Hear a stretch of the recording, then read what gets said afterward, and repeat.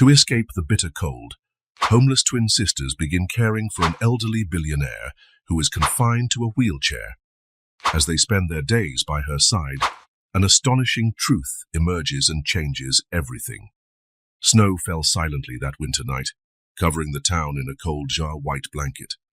In the main square, the clock's hands pointed to 9 o'clock, and the digital thermometer outside the local bank flashed relentlessly, 23 degrees Celsius. The cutting wind blew through the empty streets, making the bare trees dance a grim waltz. On a bench covered in snow, two identical little figures huddled together beneath a thin, tattered blanket. Anne and Marie, 5-year-old twins, clung tightly to each other, trying to share the tiny bit of warmth their frail bodies still produced. Their shoes, found in a donation box 3 days prior, were soaked. Their thin coats did little to shield them from the cold that seemed to pierce their skin and freeze their bones. "Anne, I'm so cold," Marie whispered, her lips turning blue as she spoke. Her stomach growled, reminding them both they'd had nothing more than half a piece of stale bread since morning. "Shh, I know," Anne replied, pulling her sister closer. "Look over there. That big house has lights. It must be warm inside." On the other side of the square stood an imposing mansion, like a towering stone giant. Its lit windows glowed in the darkness like golden eyes, and through them, the girls could glimpse an interior that seemed straight out of a dream. Crystal chandeliers, thick carpets, elegant furniture, and the cozy warmth of several lit fireplaces. But what truly captured the twins' attention was a lone figure near the main window. An elderly woman in a wheelchair, her hair white as the snow outside, remained perfectly still, gazing at the garden with distant eyes. She was Mrs. Rose Laurent, the owner of the mansion, though the girls didn't know her name. "She looks sad," Marie observed, momentarily forgetting her own discomfort. "Just like Mom used to." Anne swallowed hard, fighting back the tears that threatened to fall. A week had passed since their mother had left them on that bench. "Wait here, my little ones," Catherine had said, her voice trembling. "Mommy's going to find food and come right back." But she never returned, and the twins, too young to understand abandonment, kept waiting, surviving on the occasional kindness of strangers. Inside the mansion, Thomas watched his employer with growing concern. In 30 years as the Laurent family's butler, he had never seen her so lost in thought as she had been in recent months. Mrs. Rose spent hours in that same position, as if searching for something in the garden shadows that only she could see. "Madam," he approached gently, "it's getting quite late. The temperature has dropped considerably." She didn't respond immediately. Her wrinkled fingers were stroking an old golden brooch pinned to her wool blouse, a gesture Thomas had noticed becoming more frequent lately.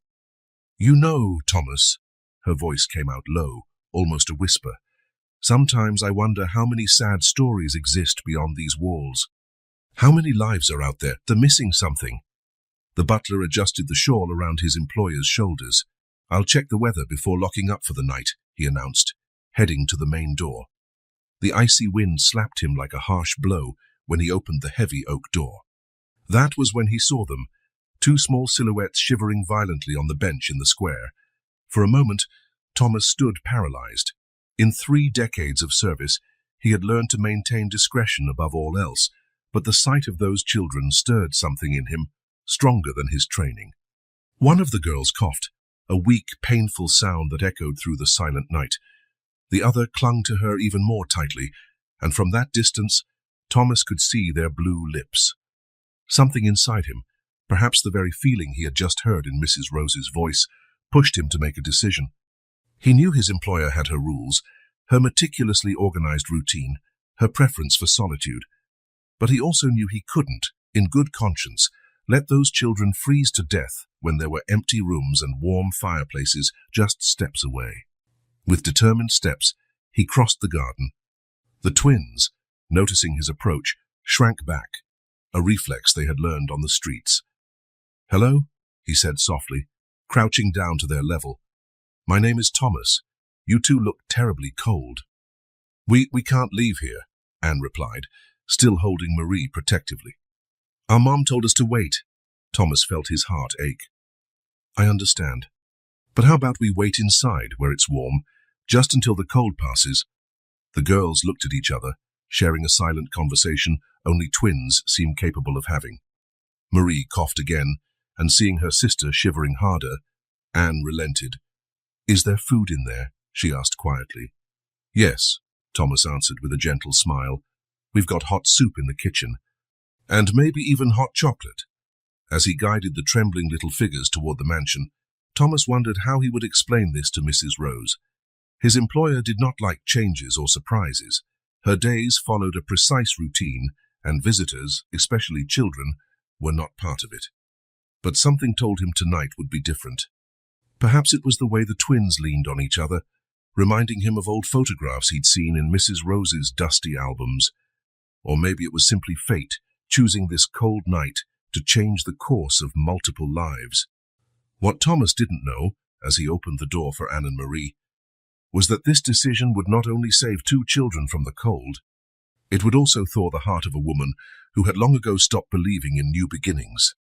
On the other side of the window, Mrs. Rose watched the scene unfold, her fingers still stroking the old brooch, and for the first time in a very long while, something shifted in her gaze.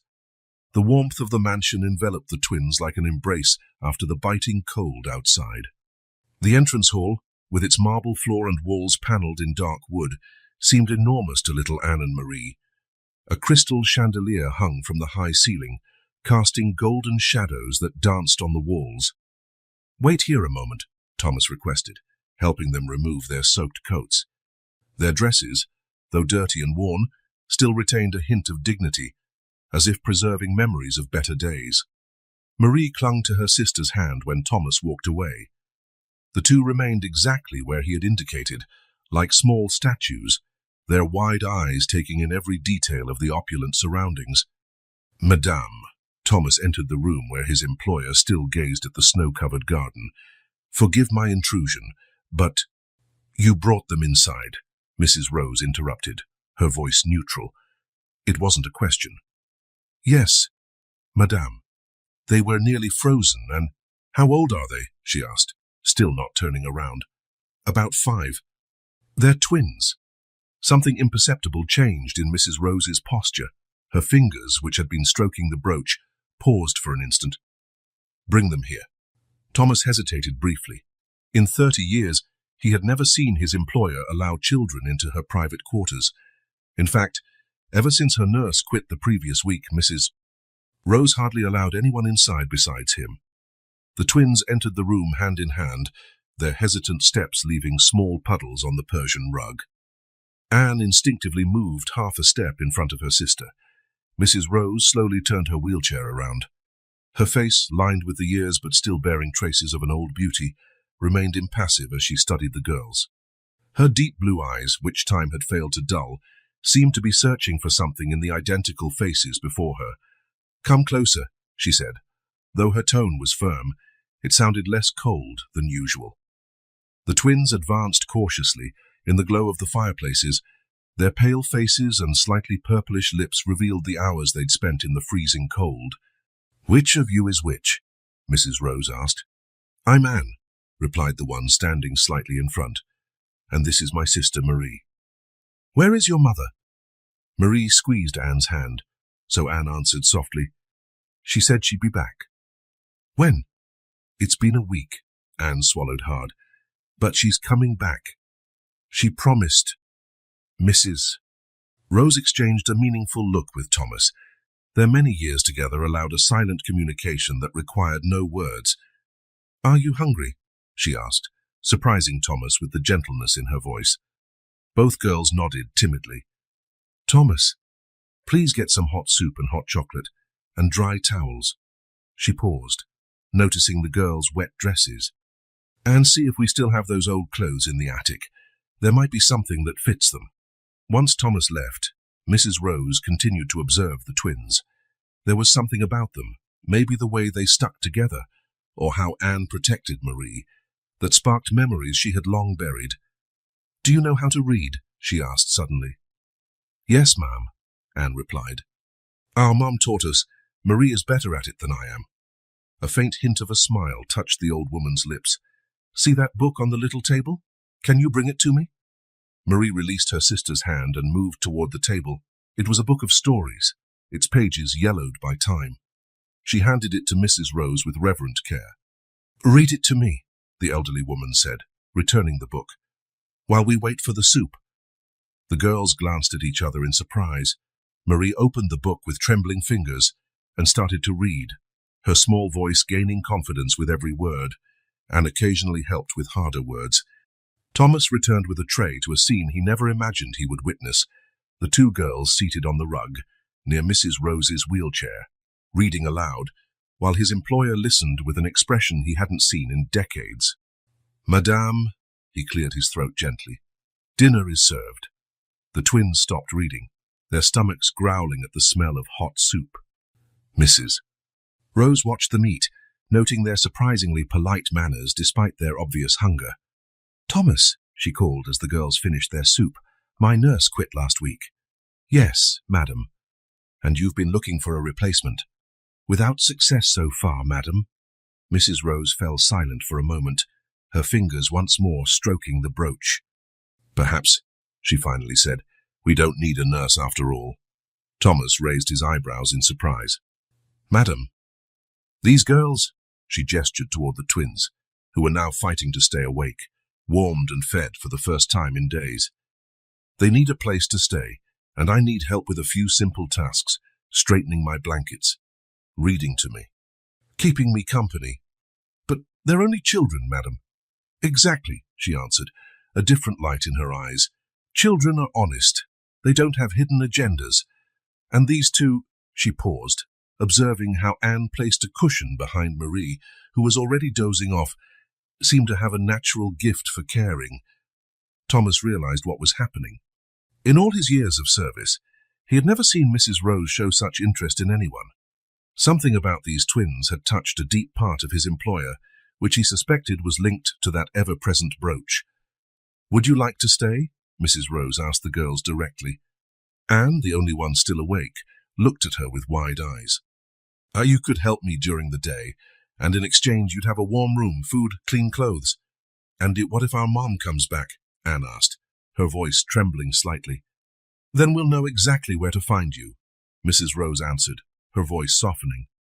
"What do you think?" Anne looked at her sleeping sister, at the dancing flames in the fireplace, at the hot chocolate in her hands. Then, with a maturity far beyond her 5 years, she nodded. "Great," Mrs. Rose declared. "Thomas, prepare the blue room for them. And tomorrow, we'll take care of some proper clothes." As Thomas carried the sleeping Marie and guided Anne upstairs, Mrs. Rose turned her gaze back to the window. Snow was still falling outside, but inside the mansion, something had changed. A change she hadn't planned, but which somehow felt inevitable. Her fingers touched the brooch once more, and for the first time in years, Mrs. Rose Laurent felt something she had long forgotten: hope. Morning sunlight illuminated the Laurent mansion's conservatory, creating a kaleidoscope of colors through the century-old stained glass windows. Marie knelt beside a crystal vase, her small hands moving with surprising gentleness among the flowers. 1 week in the mansion had transformed the twins. Their once pale cheeks now glowed with color, and their new clothes replaced the rags they wore when they arrived. "No, not like that," Marie murmured to herself, moving a rose. Her keen eyes studied the arrangement with a seriousness that made Thomas smile discreetly. "Where did you learn to do that, little one?" he asked, approaching with a watering can. Marie bit her lip, focused. "I saw it in the paintings," she answered simply, pointing to the artwork on the walls. "Mrs. Rose has a lot of paintings with flowers. I watch how they're arranged."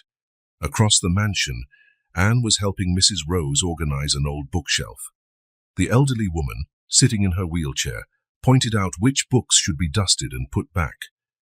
"This one is very special," Mrs. Rose remarked, picking up a leather-bound volume in blue. "They're stories I read when I was about your age." Anne took the book reverently, her eyes lighting up at the colorful illustrations. "Do you still like stories?" A nearly imperceptible smile touched the old woman's lips. "Very much. But my eyes aren't what they used to be." "I can read to you," Anne offered eagerly.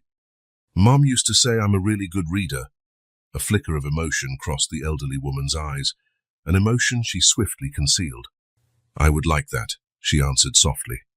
Days at the Laurent mansion followed a new routine. In the mornings, while Marie tended the flowers, Anne helped Thomas with Mrs. Rose's medication. The girl had an impressive memory for schedules and dosages, soon taking on the responsibility of reminding everyone when each medicine was due. In the afternoons, Mrs. Rose began showing the twins the mansion's hidden treasures. There was an entire room dedicated to antique dolls, each with its own story. Marie was particularly enchanted by a porcelain doll dressed as a ballerina. "This one," Mrs. Rose explained, "came from France many years ago. It belonged to my grandmother." The girls absorbed every word with fascination, taking in not only the stories but also the softer tone Mrs. Rose used whenever she spoke of the past. A particularly special discovery happened when Mrs. Rose took them to the attic. Among old trunks and covered furniture, they found a collection of vintage dresses. "Look, Anne!" Marie exclaimed, holding a blue silk dress against her body. "It looks like a princess dress." Mrs. Rose watched the girls try on old hats and gloves, and for the first time in years, a laugh escaped her lips, a sound that made Thomas downstairs drop the tea tray in sheer amazement. At night, a new tradition emerged. Anne discovered by accident that Mrs. Rose had trouble sleeping. Insomnia had plagued her for years, keeping her awake through the night. "My mum always sang to us at bedtime," Anne mentioned one night, adjusting the elderly woman's blankets. "Want me to sing for you?" Mrs. Rose hesitated for a moment, then nodded. Anne's sweet voice filled the room with an old lullaby, and for the first time in decades, the elderly woman fell asleep without her sleeping pills. As the days passed, Thomas noticed small changes. Hallways once silent now echoed with soft footsteps and barely contained laughter. The conservatory, which had been more like a stagnant display of neglected plants, now thrived under Marie's care. Mrs. Rose was changing too. Her orders, once curt and direct, now came with please and thank you. She started taking her tea in the conservatory, watching Marie work with the flowers. In the afternoons, she could be found in the library, listening to Anne read out loud, occasionally correcting a tricky word. One afternoon, while Marie was arranging a new bouquet, she began to hum a tune. Mrs. Rose, cute nearby in her wheelchair, suddenly became very alert. "Where did you learn that song?" she asked, her voice trembling slightly. "Anne taught me," Marie said, adjusting a daisy. "She says our mum used to sing it when we were babies." Mrs. Rose fell silent for a long moment, her fingers touching something on her blouse the girls could not see. "Come with me," she said at last. "I want to show you something." Thomas, watching from a distance, noticed a shift in his employer's tone. It was as though she had made an important decision, one he suspected would forever change life in the mansion. As they followed Mrs. Rose down the hall, the twins holding hands as always, the butler sensed that winter was finally melting away, not just outside, but in the hearts of those who lived within the Laurent mansion. Mrs. Rose guided her wheelchair into her personal bedroom, a space the twins had not been fully allowed to explore. It was an elegant room, with walls in soft sea-green wallpaper and antique mahogany furniture gleaming in the afternoon light coming through tall windows. "Anne, sweetheart," Mrs. Rose called, positioning her chair in front of an old vanity. "Could you brush my hair while we talk?" Anne picked up the silver brush with a sculpted handle, an item that seemed to have its own story to tell. Gently, she began running it through the elderly woman's silver hair, just as her mom had taught her. 100 strokes for a lady's hair, Anne murmured to herself, focused on the task. Marie, ever curious, wandered around the room admiring the various objects. Her eyes lingered on the old photographs on the walls, the perfume bottles on the vanity, the neatly arranged books on the shelves. "What did you want to show us?" Marie asked, stopping at an antique mahogany cabinet. Mrs. Rose smiled faintly, watching the girl in the mirror's reflection. "There's something kept in that cabinet. There's a little hidden door at the bottom." Marie knelt down, her small fingers quickly finding the latch. With a soft click, the door opened, revealing a hidden compartment. Inside was a music box, resting on a piece of faded blue velvet. May I? Marie asked, her eyes shining with fascination. Mrs. Rose nodded, her expression softening as she watched Marie's careful handling of the box. It was a beautiful piece of dark wood, inlaid with mother-of-pearl in delicate rose patterns. On the lid, golden letters formed the initials R.L. It belonged to my grandmother, Mrs. Rose explained, her voice heavy with memories. Rose Laurent, the first. I was named after her. Anne paused in her brushing, absorbing the story. So your name is also Rose Laurent? Yes, the elderly woman said. And my grandmother. She loved flowers as much as our little Marie does. Marie, still holding the box reverently, found the small golden key on its side. With a smooth motion, she turned it 3 times. A crystalline melody filled the room, Clair de Lune, as if the music manifested memories in the air. That song, Anne whispered, her eyes widening. Our mum sang that to us. Mrs. Rose went very still, only her fingers moving slightly as though conducting an invisible orchestra. That was when Marie discovered the secret compartment beneath the box. Her nimble fingers almost found the hidden latch by instinct, and with a soft snap, a tiny drawer opened. Inside lay an old photograph, its yellowed edges betraying the passage of time. The image showed a young Mrs. Rose, radiant in a light-colored dress, holding a newborn baby. A golden rose-shaped brooch sparkled on her chest. That's you, Marie exclaimed, bringing the photo closer for a better look. Anne set down the brush and moved closer, both girls now peering at the photo. In the picture, Mrs. Rose looked so young, so full of hope and life. Her eyes, even in black and white, seemed to have a sparkle the girls had never seen in the present-day woman they knew. It was then they noticed the silent tears running down the elderly woman's face. Thomas, who had entered quietly with afternoon tea, froze in the doorway at the charged atmosphere. The baby? Marie asked softly. Who is she? Mrs. Rose took a shaky breath, her trembling hands in her lap. My baby, she replied simply, her voice thick with emotion. That was the only time I ever held her. Anne and Marie exchanged confused looks. The pain in Mrs. Rose's voice was so deep that Marie instinctively climbed onto her lap, while Anne held her wrinkled hand. Why? Anne asked quietly. Because sometimes, Mrs. Rose answered, stroking Marie's hair. Families make choices for others, choices that hurt us our entire lives. The music box continued to play its mournful melody, filling the weighted silence with notes of an old sorrow. Our mum also keeps a photo like this, Marie commented innocently, still nestled in Mrs. Rose's lap. A baby picture of her with us.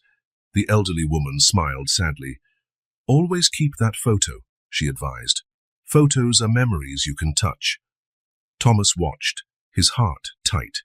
In 3 decades, he had never seen his employer speak, albeit indirectly, about that chapter of her past.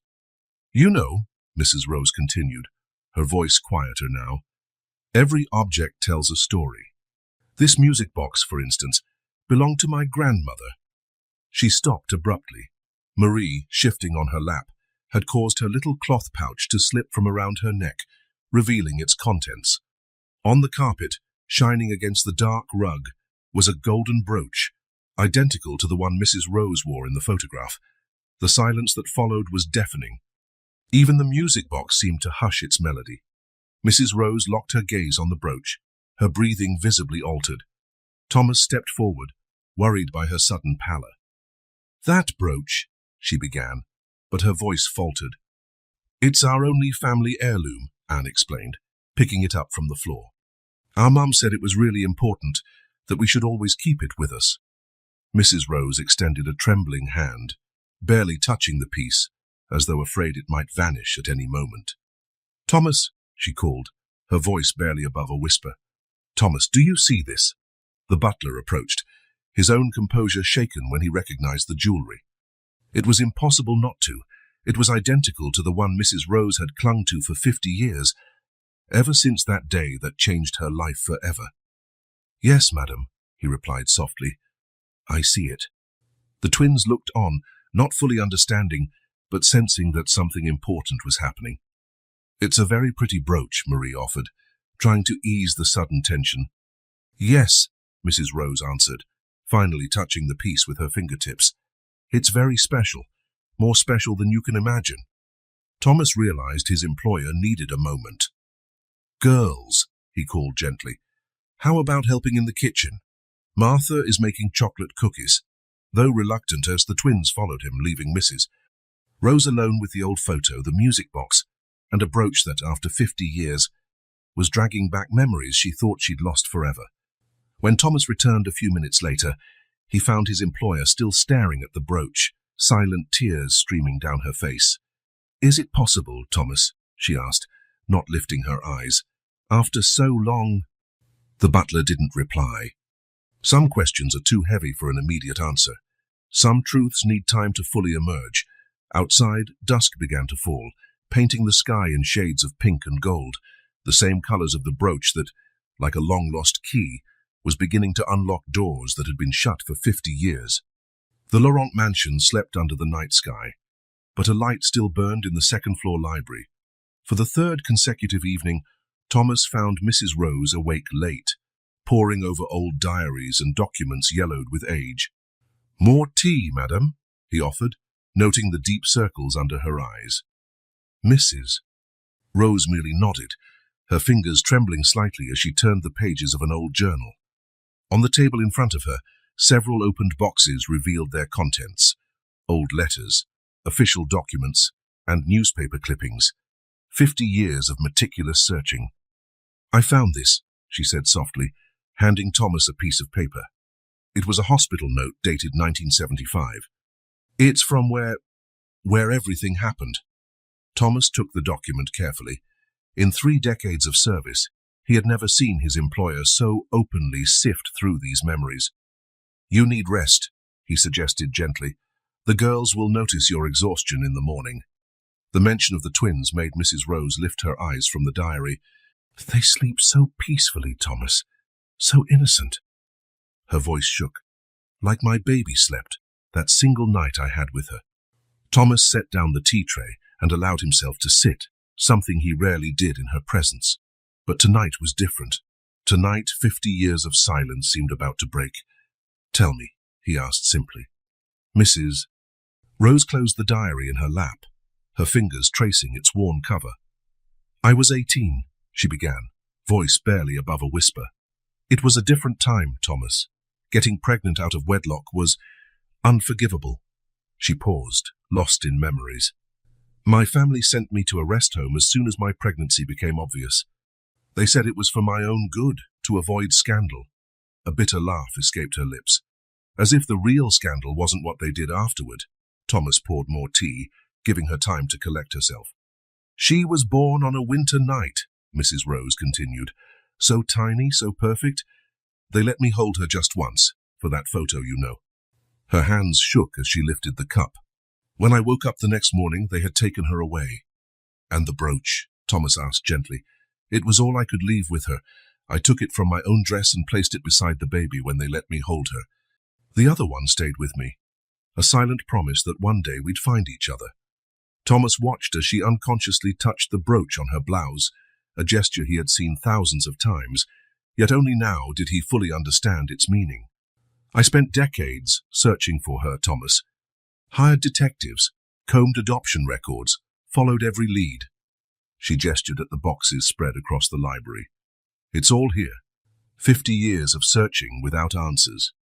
The butler thought of the twins sleeping upstairs, of the brooch they carried, identical to his employer's, of coincidences that felt too perfect to be mere chance.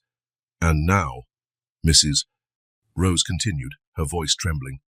2 little girls show up at my door, fleeing the cold, carrying the only object that could prove that might mean. She couldn't finish. Thomas stood to fetch a handkerchief, but a noise at the door caught his attention. Marie stood there, eyes wide with sleep and worry. Are you crying? The little girl asked, stepping into the room. Mrs. Rose quickly wiped her tears.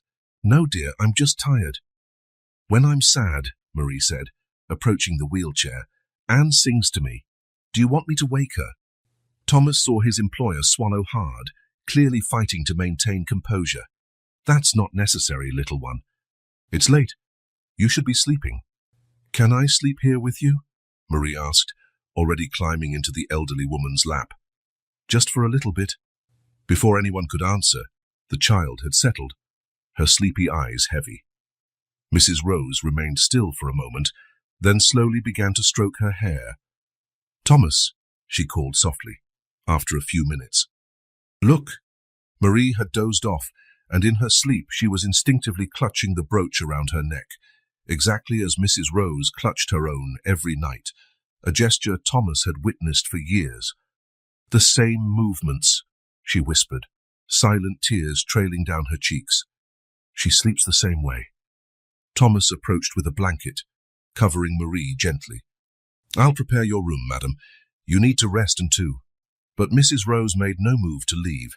She stayed there, cradling Marie quietly, as though trying to reclaim 50 years of missed embraces through the little one fate had brought to her door. On the desk, the open diary revealed a single line, written in the trembling handwriting of a young mother 50 years earlier. My love, wherever you are, the brooch will be our link. One day it will bring us back together. Outside, the night continued as usual, and in the Laurent Mansion's library, amidst boxes of memories and old promises, a grandmother cradled her possible granddaughter, while the butler kept silent vigil over that sacred moment of reunion, even though only one side fully understood the meaning of that embrace. Spring began to awaken in the Laurent Mansion's garden. Marie convinced Thomas to let her plant daisies in new flower beds, and now spent hours tending the first sprouts pushing through the soil. Grandma Rose will love it when they bloom, she said absent-mindedly, carefully watering the beds. Thomas, trimming a nearby hedge, nearly dropped his shears. It was the first time he heard one of the girls call Mrs. Rose Grandma.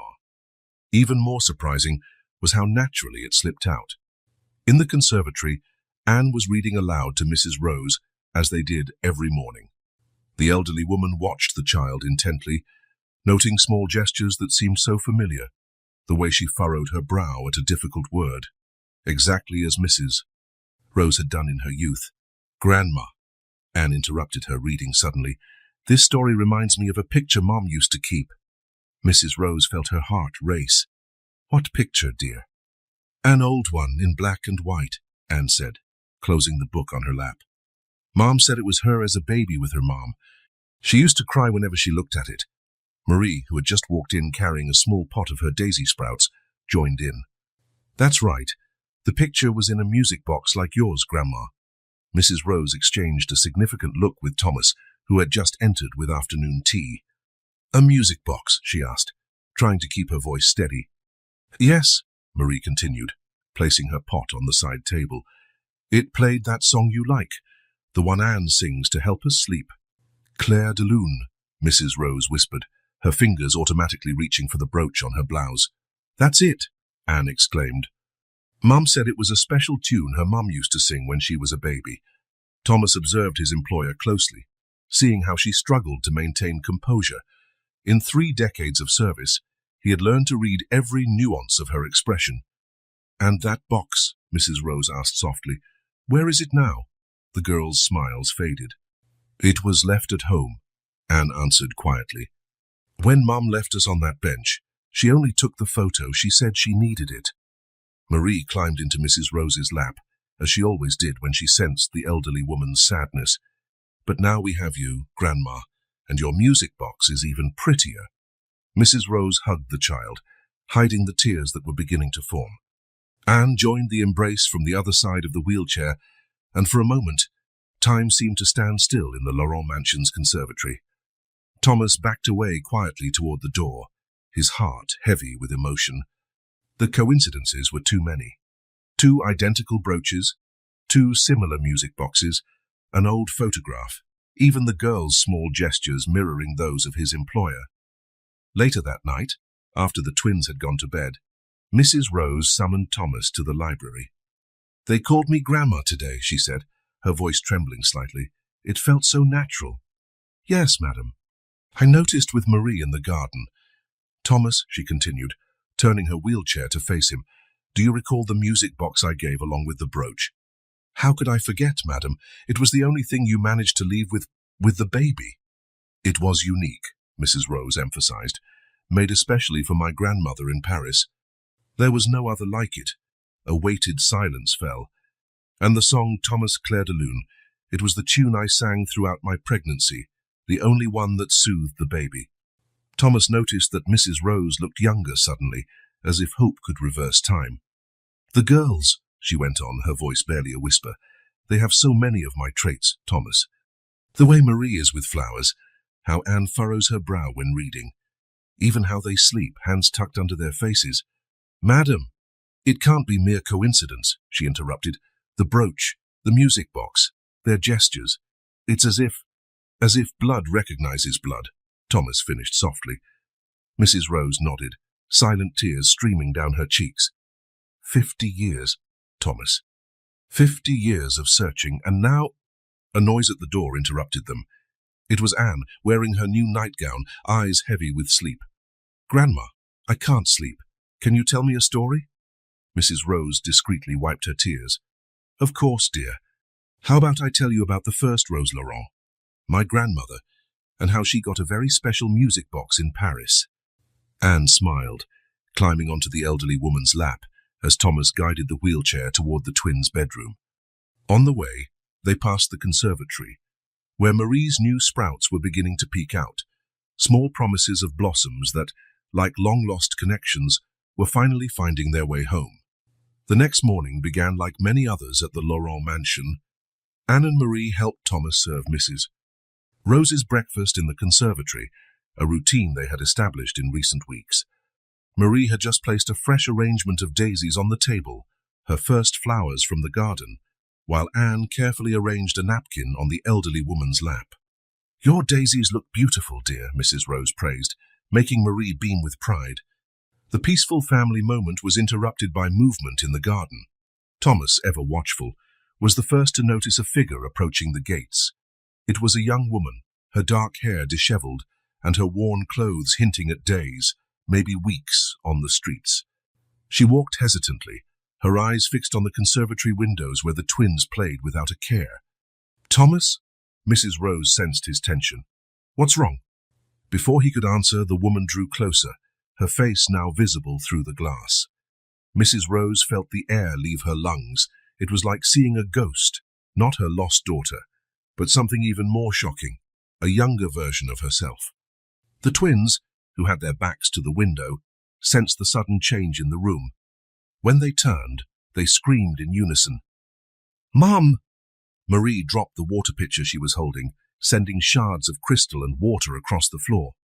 Anne reacted instinctively, pulling her sister behind Mrs. Rose's wheelchair. They huddled there just as they had so many times on the streets when they felt threatened. My babies, the woman's raspy voice rang through the glass. Please, let me see my babies. Thomas moved swiftly to the door, but Mrs. Rose stopped him with a gesture. Her eyes wouldn't leave the face of the young woman, those eyes exactly like her own, the same shape of face she'd had in her youth, even the same nervous fidgeting with her hands. Let her in, Thomas, she ordered, her voice trembling slightly. Catherine entered the conservatory like a whirlwind of restrained emotion. Her eyes, red from crying, scanned the area until they landed on the twins, still hiding behind the wheelchair. Anne. Marie. She took a step toward them, but stopped when they shrank back further. Please. Catherine turned to Mrs. Rose, dropping to her knees beside the wheelchair. I know I don't deserve it. I know I was awful, but they're my daughters. I've spent months searching for them, sleeping on the streets, asking around every corner. Her voice caught in her throat as she noticed the fresh bouquet of daisies on the table, the same flowers she used to grow with Marie in their tiny apartment. You're taking such good care of them, she observed, noticing the girl's clean clothes and rosy cheeks. Tears began streaming down her face. Better than I ever could. Mrs. Rose watched Catherine's every move, her own heart pounding. The young woman had no idea, but everything about her echoed the past, the way she wrung her hands when anxious, the tilt of her head when speaking, even her tone of voice. Why did you leave us? Anne's small voice asked from behind the wheelchair, heavy with hurt. Catherine sobbed. I couldn't take care of you both. I had no food. The rent was overdue. And after my mother died, I was lost. Mrs. Rose watched Catherine closely, noting how she twisted her hands exactly as she herself did when nervous. Something in her gestures, in her face, awakened deeply buried memories. "Please," Catherine begged again. "I know I don't deserve it, but may I at least talk to them? Explain." Marie, always the more sensitive twin, peeked out from behind the wheelchair. Anne squeezed her hand, as she always did in tough moments. "You abandoned us," Anne said, her small voice brimming with pain. "You left us in the cold." I know," Catherine cried, falling to her knees. "But I searched everywhere for you both. I slept in doorways, questioned people on every street corner." Mrs. Rose's voice intervened, her tone measured. "Your mother, did she die recently?" "Yes," Catherine frowned, confused by the question. "How did you know?" "And she had an old music box, with a golden brooch." Mrs. Rose pressed on. "The brooch?" Catherine looked around frantically. "My girls, do you still have it? It was from Grandma Louise, the only thing she brought from the orphanage when she was a baby. She said it was special that one day." Her voice trailed off when she noticed for the first time the brooch on Mrs. Rose's chest, identical to the one she had left with her daughters. Silence fell like a thick curtain. Catherine stared at the brooch, then at Mrs. Rose's face, her mind struggling to connect impossible dots. The twins, sensing the shift in the air, stepped fully out from behind the wheelchair. Anne held Marie's hand as she always did during tense moments. "Mom," Marie ventured, "Grandma Rose has a music box just like Grandma Louise's." Catherine stumbled backward, leaning on Thomas for support. "It can't be," she whispered, her face drained of color. "It can't." Mrs. Rose reached out a trembling hand, gently touching Catherine's face, a gesture she'd waited 50 years to make. "Your mother," she said softly, "was born on a winter night. I only got to hold her once, for a single photo. I left her a golden brooch, my only way of one day finding her again." Thomas watched, his heart pounding. In 3 decades of service, he knew every expression on Mrs. Rose's face, and for the first time he saw shock, hope, and profound recognition all at once. "Maybe," Mrs. Rose said at last, her voice steady despite the tears shining in her eyes, "we can all have some tea and talk this through calmly." Catherine raised her eyes, surprised by the unexpected offer. The twins glanced at each other, still clinging to the wheelchair for security. "Thomas," Mrs. Rose called, "prepare some tea, please, and bring out the cookies the girls like." As the butler left, a heavy silence fell over the conservatory. The morning sun lit up Marie's daisy arrangement, those first flowers she had planted, quiet witnesses to a meeting that promised to reveal far more than any of them had anticipated. The tea grew cold in the porcelain cups, untouched. In the Laurent Mansion's conservatory, time seemed suspended in a painful moment of anticipation, the twins still hovering near Mrs. Rose's wheelchair, observed their mother with a mix of fear and longing. Catherine clutched her teacup with trembling hands, her bony fingers revealing the months of deprivation on the streets. Her eyes never left her daughters, as if she feared they might vanish again. "You look different, Marie," she said softly. "Your hair is longer." Marie instinctively touched the ends of her hair, now healthy and styled in neat braids, thanks to Thomas's daily care. "Anne, too," Catherine went on, her voice catching. "You both look so healthy." "Mrs. Rose takes care of us," Anne answered, her tone still guarded. "She'd never leave us out in the cold." Catherine flinched, as though struck. Her hands dove into the worn pockets of her coat, searching for something.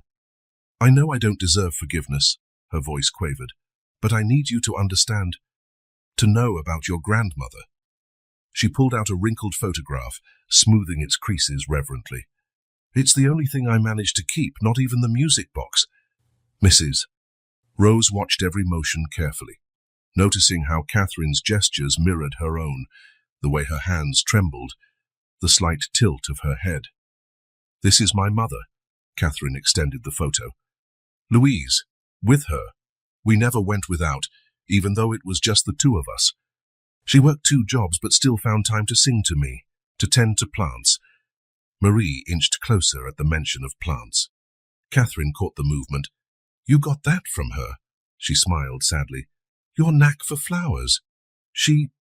Her voice broke as Mrs. Rose took the photograph. The moment the elderly woman laid eyes on it would remain etched in Thomas's memory. He stood by the door, sensing the weight of that instant. There was Louise, her Louise, smiling with the same smile he saw every day in Marie, holding a baby, Catherine, just like in the only photo Mrs. Rose had with her own newborn before she was taken away. The teacup in Mrs. Rose's hand fell, shattering on the floor. No one moved to pick up the pieces. "She was amazing," Catherine continued, unaware of the elderly woman's reaction. "Even when she got sick, she never complained, worked until she couldn't stand anymore." "Sick?" Mrs. Rose's voice was barely audible. "Cancer," Catherine answered, tears sliding down her cheeks. "It happened so fast. Within 6 months she was gone, and I was pregnant, alone with no one. The twins, feeling their mother's pain, fidgeted uneasily. Anne squeezed Marie's hand in comfort. "She always said the brooch was special," Catherine added, looking at the piece her daughters now wore, "that it was the only thing she brought from the orphanage. She said one day we'd understand its importance." Mrs. Rose couldn't tear her eyes from the photograph. Louise had her eyes, her smile, even the way she tilted her head slightly to the right, a quirk she now saw in Catherine. "When the twins were born," Catherine continued, wiping her tears, "I tried to be strong like she was, but with no help, no example. I lost my way. Money ran out. Rent was overdue. I couldn't buy food." "Why didn't you seek help?" Anne asked, her small voice tinged with hurt. "Pride," Catherine replied after a moment. "The same pride my mum had. She never accepted help from anyone, always said we could handle things on our own." "What was she like?" Marie asked softly, taking a hesitant step toward her mom. "Grandma Louise," Catherine smiled through her tears. Strong, determined. She had a laugh that lit up the room. She sang all the time, especially that French tune. "Claire de Lune," Mrs. Rose finished, her voice trembling. "Yes," Catherine frowned, surprised. "How do you know that?" But Mrs. Rose did not answer. Her hands shook so much that Thomas quickly stepped in to steady the photograph before it slipped from her grasp. "When she passed," Catherine went on, "it was like the ground vanished beneath my feet. And then I found out I was pregnant. With twins. I swear I tried to be strong like she was, but each day got harder. Until you left us on that bench," Anne concluded. "I left the brooch with you," Catherine sobbed. "It was the only valuable thing we had, the only link to our past. Mom said it held a secret, that someday—" "The secret of a winter night," Mrs. Rose interjected, her voice barely a whisper. "Of a young mother who only got to hold her daughter once." Catherine stopped speaking, staring at the elderly woman in confusion. Thomas saw the exact moment her eyes fell on the brooch pinned to Mrs. Rose's blouse, identical to the one she'd left with her children. "How—" Catherine began, but her voice failed her. Mrs. Rose finally tore her gaze from the photograph, meeting Catherine's eyes. It was like looking through time, those same eyes she had seen in her newborn daughter, now reflected in the face of her granddaughter. "Your mother," she began, tears slipping down her cheeks, "was born one winter night, 50 years ago." Silence enveloped them. Even the twins, who didn't fully grasp the situation, seemed to hold their breath. Thomas discreetly began collecting the broken pieces of the teacup, his heart aching at the scene unfolding. Through the conservatory windows, Marie's daisies swayed gently in the breeze, silent witnesses to a 50-year-old secret finally coming to light. The Laurent Mansion's conservatory felt heavy with the weight of 50 years of secrets on the verge of being revealed. The twins, sensing the intensity, had pressed themselves close to Mrs. Rose. Catherine remained still, her eyes locked on the identical brooch the elderly woman wore. Thomas brought a shawl to drape over Mrs. Rose's shoulders. She was trembling slightly, and not from the cold. "It was 1975, Mrs. Rose began, her voice scarcely above a whisper. "I was 18 and studying music at college." Her hands found the brooch on her chest, a gesture Thomas had seen countless times, but which now carried a different gravity. "His name was James. He played piano, taught private lessons to pay for his own studies. A sad smile flickered across her face. He was the one who introduced me to Claire de Lune. Catherine raised her hand to her mouth, recognizing the song her mother had cherished. When I found out I was pregnant, James just disappeared, transferred to another university, moved to another city. I was left alone to face my family. Marie, always the most sensitive, climbed silently into Mrs. Rose's lap. The elderly woman hugged her as if the contact gave her strength to go on. The Lawrence were one of the most traditional families in town. A pregnancy out of wedlock was... She paused, searching for the words. Unforgivable. My father, to avoid scandal, sent me to a rest home in the countryside. Her discreet place, he said, where I could have the baby away from society's eyes. Anne moved closer, sitting at the foot of the wheelchair. Catherine remained motionless, absorbing every word as if her life depended on it. The pregnancy was lonely, Mrs. Rose continued, but in a way happy too. I sang every night, and the baby. She moved so much when I sang Claire de Lune. Just like Mom did for us, Marie whispered, making Catherine sob quietly. She was born on a winter night. Mrs. Rose closed her eyes, the painful memories surfacing vividly. So tiny, so perfect. They let me hold her just once, for a single photo. Her trembling fingers reached into a small pouch on her wheelchair, pulling out the same photo the twins had found in the music box days earlier. Before they took her, her voice broke, I managed to pin the brooch to her blanket. It was all I could leave her, a piece of my heart, a silent promise that one day... Catherine took the photo with shaking hands. It was the same scene she had seen hundreds of times in her own picture, her mother as a newborn, with a golden brooch pinned to the blanket. When I woke up the next morning, Mrs. Rose continued, she was gone. My family had arranged the adoption without my consent. They said it was better that way, that I was too young, that I could move on. But you never forgot, Anne said softly. Never, Mrs. Rose confirmed. I spent 50 years looking for her, hired detectives, scoured adoption records, followed every clue. But I never found anything. Catherine was weeping openly now, tears falling onto the photo. Mom always said the brooch was special, she whispered, that someday we'd understand why. She spent hours just staring at it, like she was trying to remember. Babies remember, Mrs. Rose said gently, not with their minds, but with their hearts. That's why she loved Claire de Lune so much, even without knowing why. Thomas watched Catherine move slowly toward the wheelchair, sinking to her knees before Mrs. Rose. Their eyes, identical, were wide with dawning comprehension. The brooch. Catherine touched the piece on Mrs. Rose's chest with trembling fingers. All this time, it was a message, a promise. For my daughter, Mrs. Rose finished, tears running freely now. For my Louise. The twins watched, captivated, starting to grasp the implications. So, Marie said slowly, your great-grandmother, Mrs. Rose answered gently. The mother of your grandmother, Louise. Catherine let out a sob, 50 years of family history suddenly falling into place. The brooch her mother cherished, the song that comforted them, even her own love of music. It was all an echo through the generations, a legacy passed down silently. That's why you feel so at home here, Anne said to Marie in realization. That's why Mrs. Rose loves your way with flowers. Just like Louise, Catherine and Mrs. Rose said at the same time, then exchanged surprised looks. Thomas discreetly wiped away a tear. In 3 decades serving the Laurent family, he never imagined witnessing this moment. 4 generations of women separated by fate, finally reunited by a simple golden brooch. I'm sorry, Catherine whispered, still on her knees.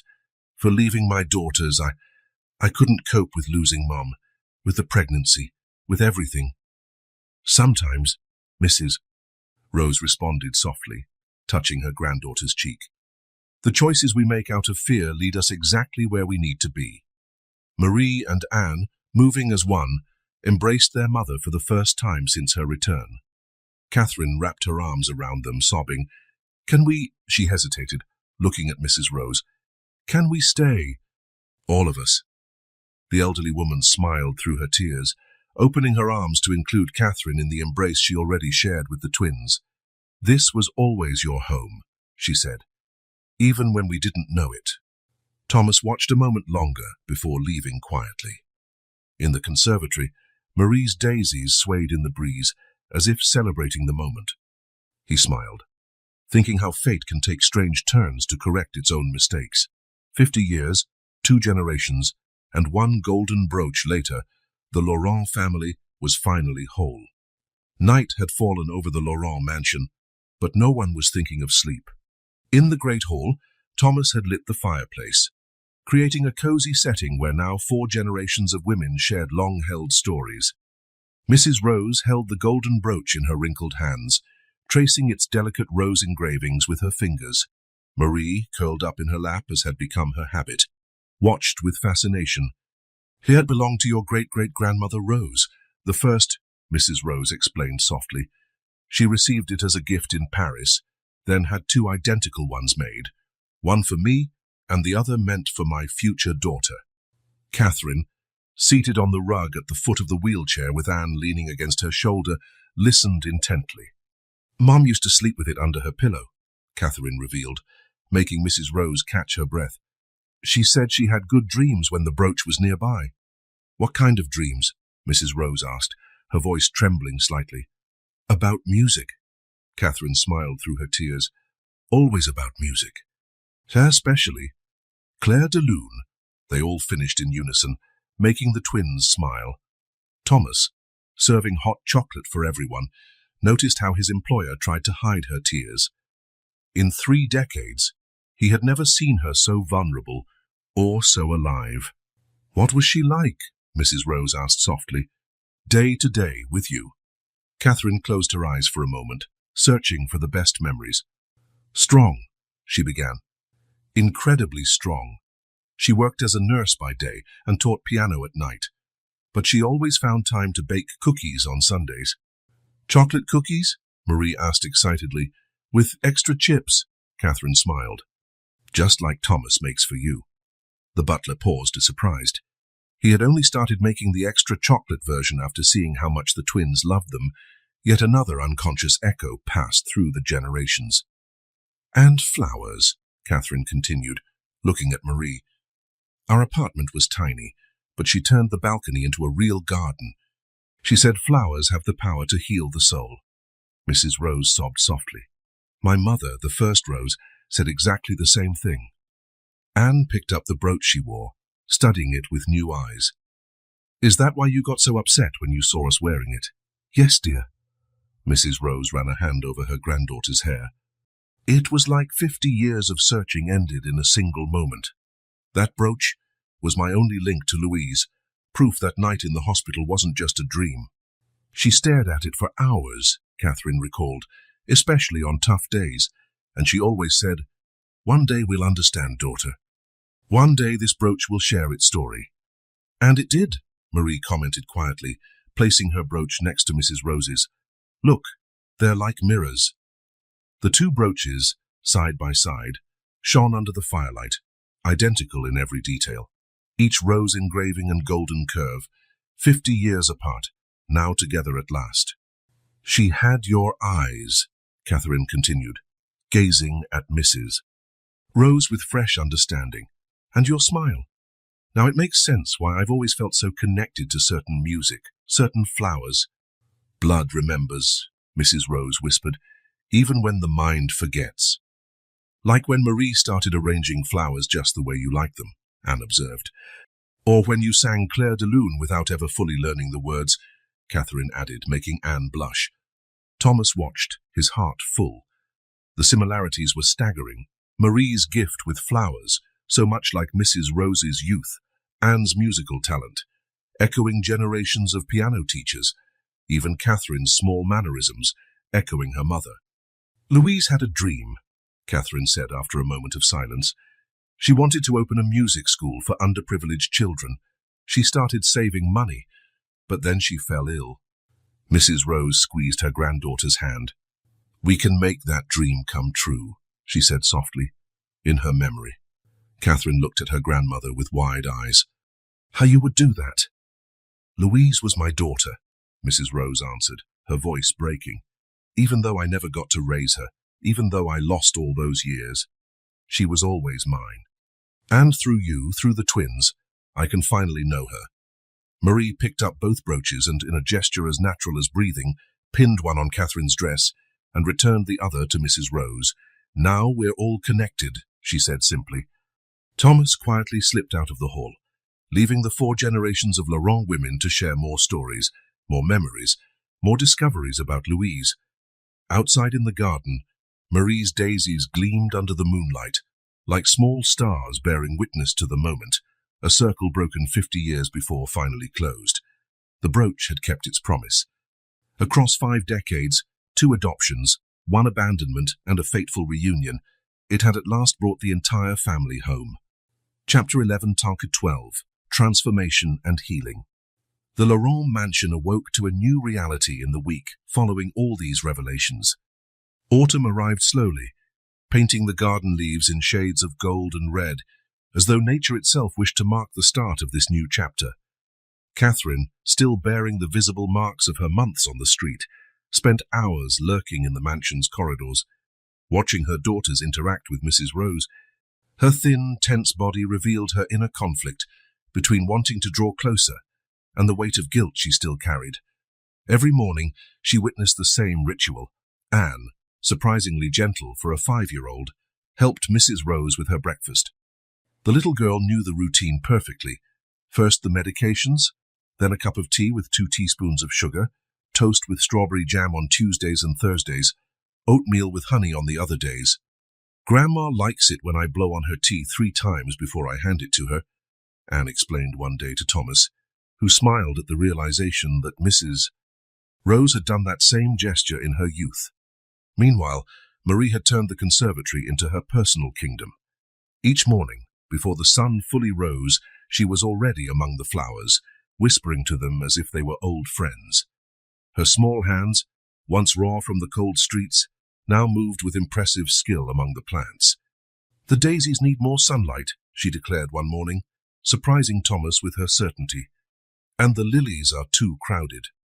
The butler, who had served 3 generations of Laurent women, recognized in Marie the same innate gift Mrs. Rose had shown in her youth, and which, from Catherine's stories, Louise also possessed. During one of these mornings of quiet observation, the first real change happened. Catherine, who until then had kept her distance, noticed Anne struggling to reach a medicine bottle on a high shelf. "Let me help," she offered, her voice shaking with nerves. Anne froze for a moment, then nodded slightly. Catherine grabbed the bottle and, on impulse, began reading the label aloud. 2 drops in the morning with breakfast, she recited, instantly recalling how her mother had taught her to handle medications for patients. "How do you know that?" Anne asked, her curiosity momentarily dispelling her caution. "Your Grandma Louise," Catherine replied softly, "was a nurse. She taught me to read medicine labels before I could even read storybooks." Mrs. Rose, watching the scene from her chair, felt her heart clench. Another tiny insight into her lost daughter's life. She not only cared for others, but also passed along that knowledge. The mansion's physical transformation began with the conservatory. Thomas hired specialized artisans to restore the Art Nouveau stained glass panels that had been hidden behind heavy drapes for decades. When light shone through the colorful panes once more, creating patterns across the marble floor, Marie was enchanted. "Mom, look," she exclaimed, forgetting her shyness with Catherine for a moment. "The lights look like dancing flowers." "Just like in our old apartment," Catherine answered softly. "Your Grandma Louise used to hang crystals in the kitchen window to create the same effect." Mrs. Rose, who now spent increasing amounts of time in the conservatory, raised her eyebrows with interest. She liked light and color. "Very much," Catherine smiled, lost in thought. "Even though our apartment was small, she always said color and light don't take up space. They fill your soul." "Like you, Grandma," Marie observed, repositioning a vase of daisies. "You always talk about that too." The restoration spread throughout the mansion. Thomas supervised every detail, consulting old photos to recreate the house's original splendor. The East Wing, chosen to house Catherine and the twins, underwent a complete makeover. "This wallpaper," Thomas said as workers peeled away old layers in Catherine's future room, was the mansion's original pattern. I found a roll in the attic with a note from the first Rose Laurent. Beneath the wallpaper, they discovered a surprise, small hand-painted roses on the walls. "My goodness," Mrs. Rose gasped when summoned. "My mother used to talk about these." She said the first Rose painted them for her daughter. "Just like Grandma Louise painted my room when I was a baby," Catherine murmured, touching the designs reverently. The kitchen, Thomas's territory for 3 decades, also underwent change. Catherine began appearing early in the morning to help prepare breakfast, bringing with her memories of her childhood breakfasts. "Mum always added cinnamon to the oatmeal," she explained one day, helping Thomas. "She said it was the secret to starting the day with love." "Mrs. Rose does the same," Anne exclaimed from the doorway, where she watched the adults work. The twins' rooms took on distinct personalities. For Marie, Thomas oversaw the installation of special shelves with lights for her plants. During the renovation, they discovered a set of antique pots in the attic. "They belonged to my grandmother," Mrs. Rose explained when the pots were cleaned up. "She brought them from Paris when she got married." "Grandma Louise had one just like this," Marie noted, holding a blue porcelain pot. "But it broke when we moved the last time." "It wasn't just like it, dear," Mrs. Rose gently corrected her. "It was this one. It must have been among the things I left with her that night." Anne's room was transformed into a small musical haven. Thomas discovered a vertical Steinway piano in one of the mansion's many closed-off rooms, an heirloom from the first Rose Laurent. "It'll need restoration," he admitted, "but its sound is still lovely." While the piano restorer worked, they found old sheet music stored inside. Among them were several copies of Clair de Lune, some with handwritten notes. "These markings," Catherine said, studying the notes, "they look exactly like Mom's handwriting." "That's my handwriting, Mrs. Rose revealed, her voice shaking. "I used to make notes on those scores when I studied piano. Louise must have picked up the same habit unknowingly." The connections kept surfacing in the smallest details, like when they discovered both Catherine and Mrs. Rose organized books by color, not author, or that Marie shared the same strawberry allergy as her great-grandmother. The library underwent a special renovation. Thomas hired carpenters to install new shelves, creating specific spaces for each resident's books. During construction, they found an old collection of French fairy tales. "It was my favorite childhood book," Mrs. Rose recalled upon seeing the collection. "I used to imagine reading it to my daughter someday." "Mom read these stories to me every night," Catherine revealed, turning the yellowed pages. "In French, even though she didn't speak the language.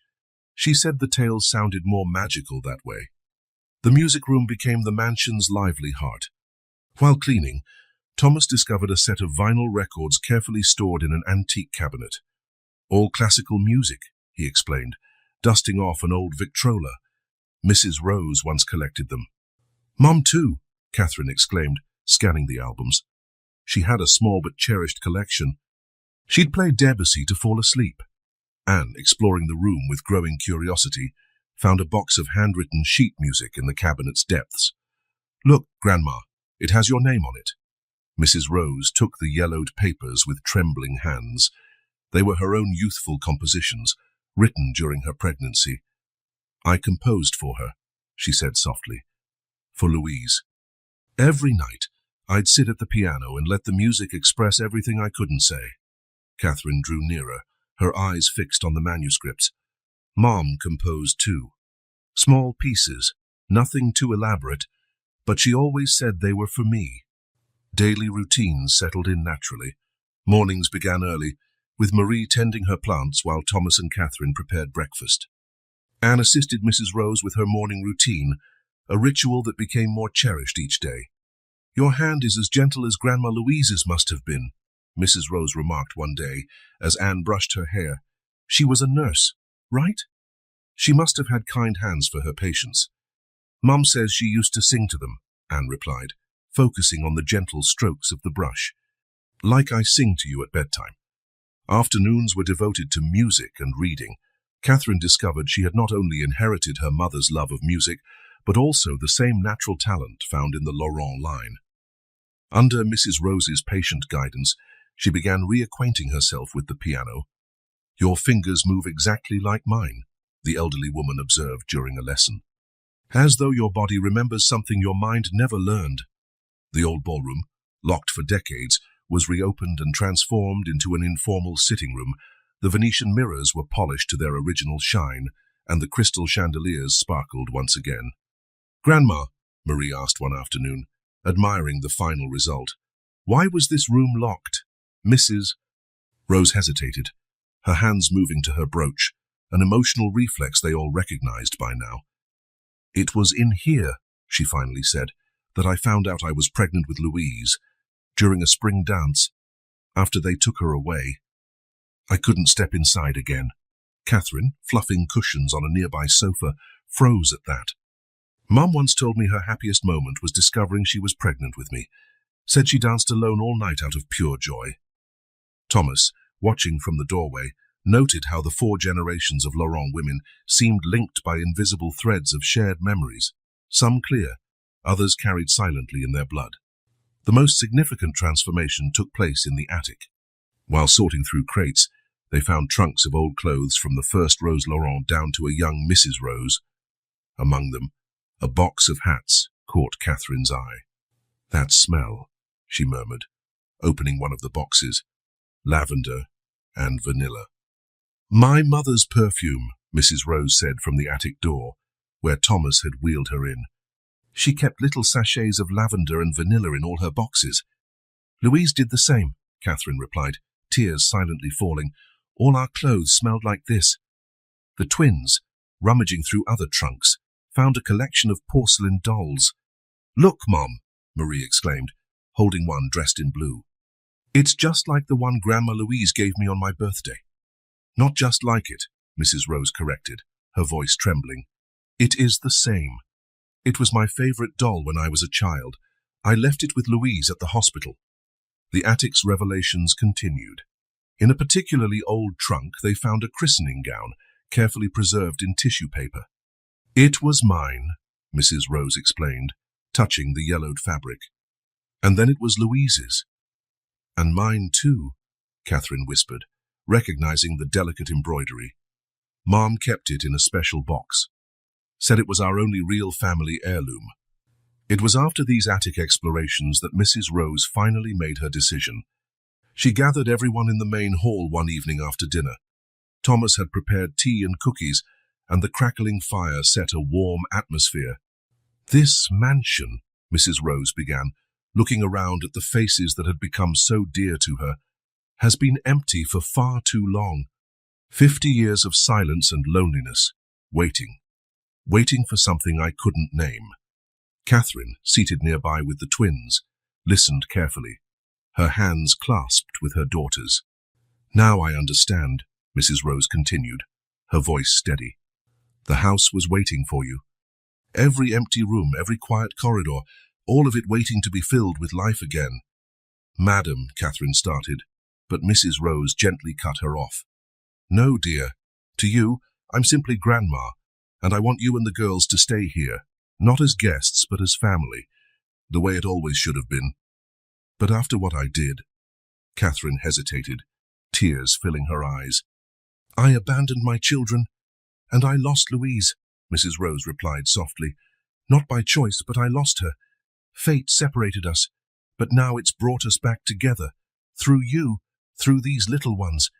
It's as if Louise is here too." Marie stood and approached her great-grandmother's wheelchair, climbing into her lap as she often did. "Can we really stay forever, Grandma?" "Forever," Mrs. Rose confirmed, hugging the child. "Thomas." "Yes, madam?" "Prepare the east wing, the 3 rooms near mine. It's time this house became a true home again." In the days that followed, the mansion underwent its final transformation. Thomas oversaw the move with the efficiency of one who knew every nook and cranny of the place. The rooms were set up for their new residents, preserving elements that connected the generations. In Catherine's room, the old vanity of the first Rose Laurent took pride of place. The walls greener with their uncovered rose designs were delicately restored. A reading chair was placed near the window, just like Louise's favorite spot. For Marie, Along with the space for her plants, Thomas arranged a small fountain, its gentle trickle reminiscent of the creek near the old apartment she'd shared with Louise. The shelves were stocked with botany books, some as old as the mansion itself.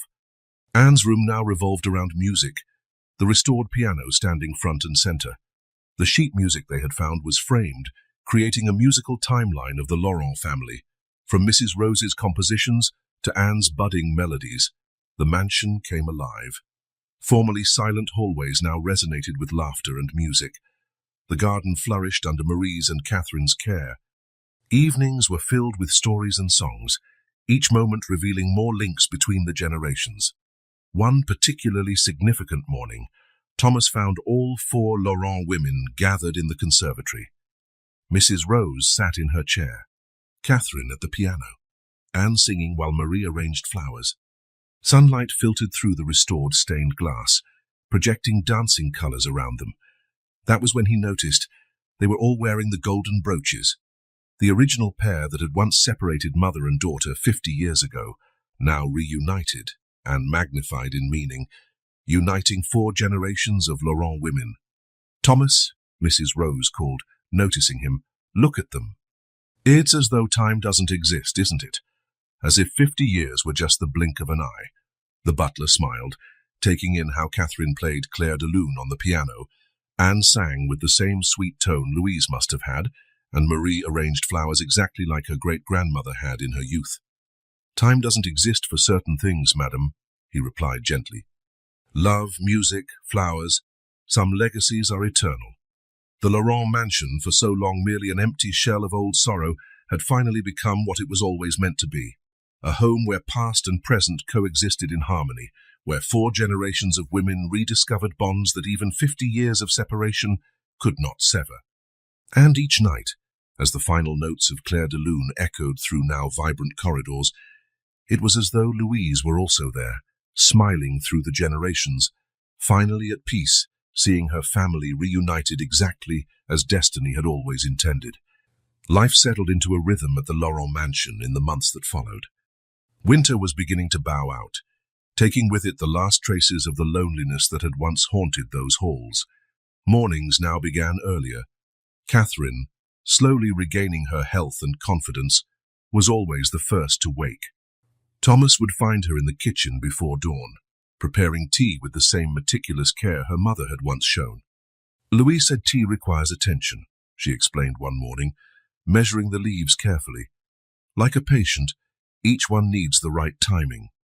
"Just as Mrs. Rose always says," Thomas remarked, watching her. She spent hours teaching the staff to prepare her morning tea properly. Catherine smiled at yet another similarity discovered. Her body, once so worn down by life on the streets, was gradually regaining strength. Regular meals and the comfort of a real home worked wonders not only for her physical health, but also for her soul. Marie was the second to rise, eager to check her plants before breakfast. The conservatory, now her personal domain, blossomed under her devoted care. She had taken to talking to each bloom as she watered them, exactly as Mrs. Rose had done in her youth, another generational echo in which no explanation was needed. "The orchids look different today," she noted one morning, frowning exactly as Louise used to. "They miss the sunlight." "Your Grandma Louise said the same thing," Catherine replied, helping her daughter move the pots. She always understood plants better than any botany book. It was Anne's job to wake Mrs. Rose each morning. Initially a necessity, it had become a treasured ritual. The little girl entered her great-grandmother's room quietly, drew the curtains to let in the morning light little by little, and then began to hum softly, always Claire de Lune, the tune that flowed in the Laurent bloodline. "Did you know, Mrs. Rose said one morning as Anne helped her with her robe, that when Louise was a newborn in the hospital, she only settled down if I played that song." Anne paused, absorbing yet another piece of her family's history. "Mom used to sing it to us when we were babies, but she didn't know the words, only the melody, because that's how Louise used to sing it to her," Mrs. Rose added softly. "Some things the heart remembers, even when the mind forgets." Their days found a comfortable structure. After breakfast, while Marie tended her flowers and Anne practiced piano, Catherine helped Mrs. Rose with her correspondence, a task Thomas once handled but which had naturally passed to the granddaughter. "Your handwriting, Mrs. Rose observed one day as Catherine addressed envelopes, looks just like mine at your age, slanted to the right with soft curves." Catherine looked up, surprised. "Mom always teased me about it, said it seemed too old-fashioned for someone so young." Because it was the handwriting she had seen on the few documents I managed to leave with her, Mrs. Rose explained, tears glimmering in her eyes. "Another thing that survived through time without our knowledge. Afternoons were for music and storytelling. The newly restored music room, once silent and dusty, was filled with life. Anne displayed a natural gift for the piano, her small hands gliding across the keys with the same grace Mrs. Rose once had. Catherine, relearning the instrument, often paused mid-piece, struck by a sudden memory. "Mum used to play this part differently," she would say, her hands instinctively finding the variation Louise had introduced years ago, a unique interpretation Mrs. Rose now learned from her granddaughter. Evenings, however, were the most cherished. After dinner, they all gathered in Mrs. Rose's room, a habit that started naturally and soon became tradition. Catherine would sit on the rug by the wheelchair, the twins curled up beside or in her lap, or busy playing on the plush carpet. It was then that stories of Louise flowed most freely. Catherine shared her childhood memories, baking cookies together on Sundays, bedtime stories, small yet meaningful gestures of love, even as Louise juggled 2 jobs. She never stopped hoping she'd find her family, Catherine revealed one night, her voice thick with emotion. She rarely talked about it, but sometimes I'd catch her looking at the brooch, as if it might speak its secrets. "And it did," Marie said sleepily, fingering the brooch she now wore. "It brought us home." Thomas, who often lingered under the pretense of tidying something, observed how these nightly conversations healed old wounds. He saw how Mrs. Rose clung to every new detail about her lost daughter, how Catherine gradually replaced her guilt with a resolve to do better, how the twins blossomed under the love of 3 generations of women. The mansion itself seemed to respond to the presence of a reunited family. Once austere corridors now displayed the twins' drawings, potted plants in corners, and the sound of music through open windows. What once was just a big, empty house now felt like a living, breathing home. Subtle signs of healing appeared in everyday details, like Catherine's discovery that she fit perfectly into Mrs. Rose's old dresses, just as Louise had. Or the way Marie, without prompting, began arranging flowers precisely as her great-grandmother had half a century ago. One especially poignant night, as they all shared stories in Mrs. Rose's bedroom, Anne started playing a tune on the small piano they'd moved there. It was an original composition, blending elements of Claire de Lune with something entirely new. "It's for Grandma Louise," she explained shyly, "so she knows we're all together now." Mrs. Rose wept quietly. Catherine embraced her. Marie fell asleep to the piano's notes, and Thomas, watching from the door, realized that some miracles take 50 years to happen. But when they do, they heal not only the present but also the entire past.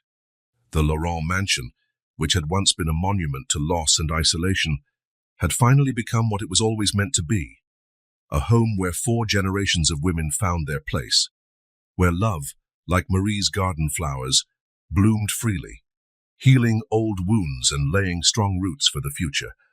And each night, as the last notes of Anne's piano drifted through the once silent halls, it was as though Louise herself was there, smiling through time, finally at peace to see her family whole, exactly as it always should have been. Spring returned to the Laurent mansion, completing a cycle that began on a frigid winter night. The garden, now under Marie's devoted care, burst with color, daisies, roses, and lilies dancing in the gentle morning breeze.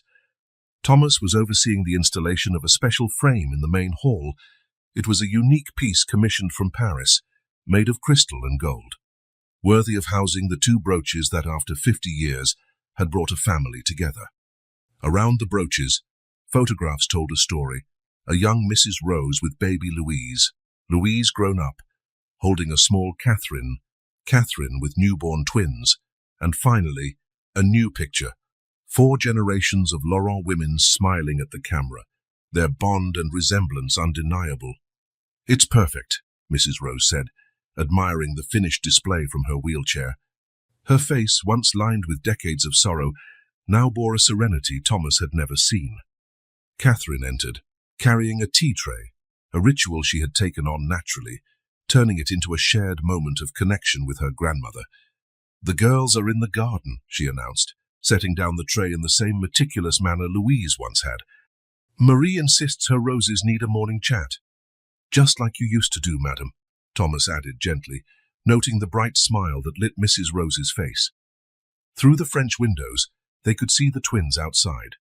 Marie, kneeling among the flowers, was talking animatedly to each plant, while Anne softly hummed Claire de Lune, the same song that connected the family across generations.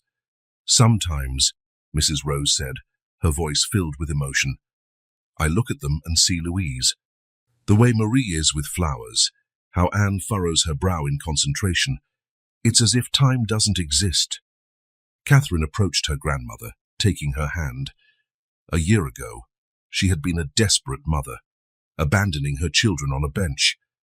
Now, transformed by love and acceptance, she had found not only a home but also her true identity.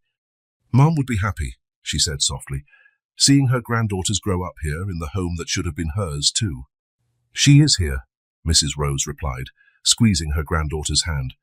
"In every flower Marie plants, in every note Anne plays, in every gesture of yours that reminds me of her."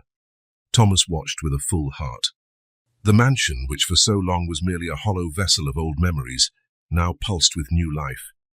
The corridors, once so silent, now echoed with children's laughter, music, and friendly chatter.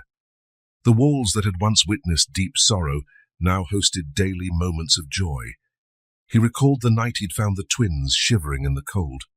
Who would have guessed that those 2 little figures would bring about such change?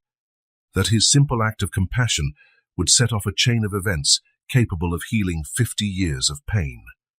The afternoon wore on lazily, the sun casting golden shadows through the restored stained glass windows. The twins returned from the garden, bringing with them the scent of blossoms and the energy of youth. "Grandma," Marie called, rushing to show what she was carefully holding. "Look what I found in the garden." It was a tiny rosebud, small yet resilient, growing alone in a far corner of the grounds. "It's from that old rose bush you planted a long time ago," Marie explained proudly. "The one you told me once belonged to the first Rose Laurent." Mrs. Rose touched the bud gently, tears running silently down her cheeks. "I thought it died years ago," she whispered. "How did it survive all this time?" "Some things are too strong to die," Anne commented wisely, sitting at her great-grandmother's feet. "Like family love." Nightfall came softly to the Laurent mansion. As usual, the twins took it upon themselves to help Mrs. Rose prepare for bed, a task that had evolved from obligation into a cherished expression of love. "Can I sing the new song I learned?" Anne asked while assisting with the robe. "The one you composed," Marie chimed in, plumping the pillows as she did her plants. "Of course, my dears."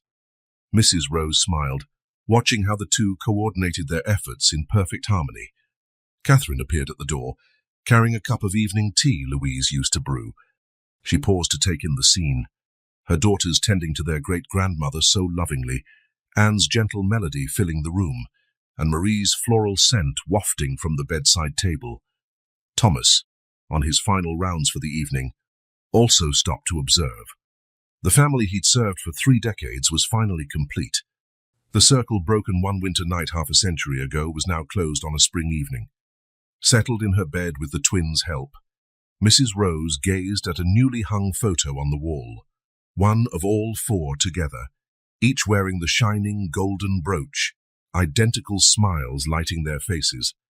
"You know," she said quietly, as Anne began to play her new composition, "sometimes we have to be lost in the cold to find our way home."